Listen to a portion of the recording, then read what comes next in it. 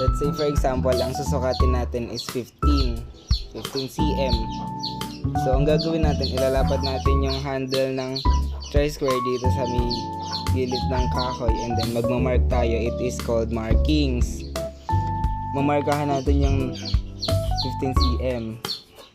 And then para makuha natin yung ikakat natin na markings is tatabad din natin yung handle dito sa may kabilang side ng wood, and then imamark na natin siya.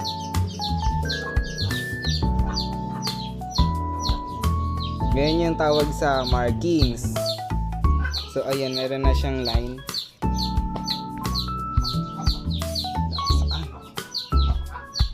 Ayan. Then after naman natin lagyan ng line, habang nakaganyan pa yung tri-square is magmamark tayo dito sa may gilid. And then itatagilid natin yung wood.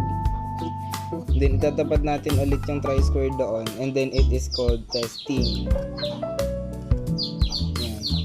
And then yun na po yung measuring, testing, and markings. And we will do that to the other side of the wood po para makuha natin, para malagyan natin ng mark yung apat na sides ng wood.